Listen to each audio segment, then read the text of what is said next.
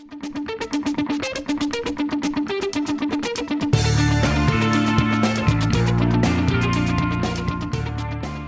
name is Christy Barber, and I'm with Third Stage, and I'm the small business manager, and I take care of all small and medium-sized businesses.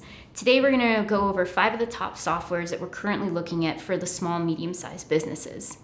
Number 5 that we're looking at currently is Sage. Sage has 3 different packages that they take care of that can easily scale and grow with you over time. They have a native cloud system, which makes it very familiar with how it works. They also have a lot of ways that you can bring other programs into it through integration with open APIs. So it makes it a lot easier with their coding in the background so that you're not having, that you don't have necessarily the ability to bring additional softwares in. One of the downsides that can be with them is some of the extra costs that may go around if you choose not to host it on your own. So you can choose to host it and be your own MSP. You can have them host it. So there is some additional costs that may come with that. Some of the strong functionality that Sage does have is with their HCM, their financials, and their manufacturing. And so this makes it really useful for a lot of the companies that are out there. Number 4 on our list is Odoo. Odoo is an open source software, which makes it very different than a lot of the other softwares out there, meaning it's an open API and you can do a lot of the coding on the background and customize it to fit the exact needs that you have in your business. It is a cloud software as well, and you can buy different modules with it.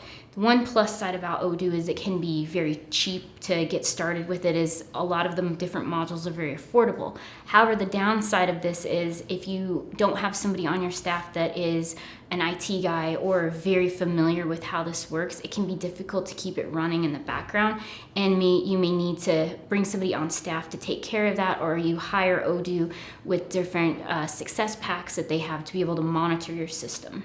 So number 3 on our list is Infor, the Sightline, so known as CSI.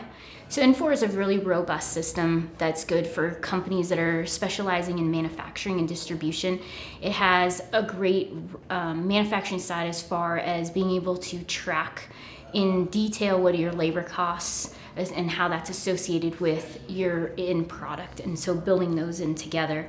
It does have a really good field service module, so if you have a team that's out servicing your clients, you can easily track on a schedule of who goes where and how to put a schedule in line for that as well.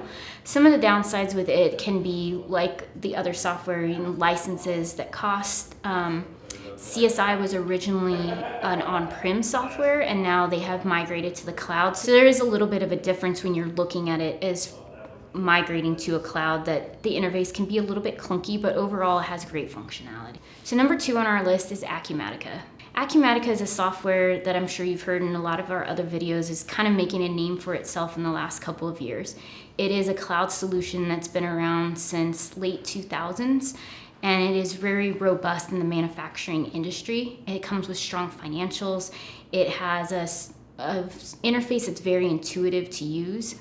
Some of the downsides with Acumatica can be their pricing structure. So unlike other softwares that charge you by licenses, they charge you by transactions. So you would need to know on average how many transactions you do per month, and that would fit in the tiers that they do have. So something along the lines with that is it can get expensive quickly if you have a large amount of volume that's coming through on the transaction level. And last on our list is number 1 being Netsuite.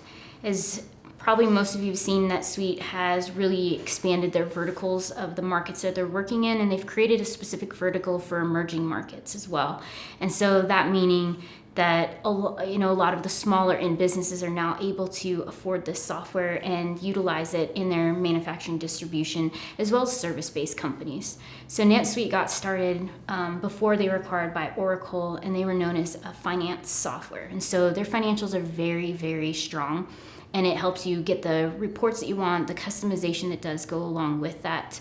They also have really good on the purchasing side, billing, everything in line with that. Some of the downsides with NetSuite can be manufacturing. They aren't as strong yet in manufacturing as compared to some of the other softwares that we've listed.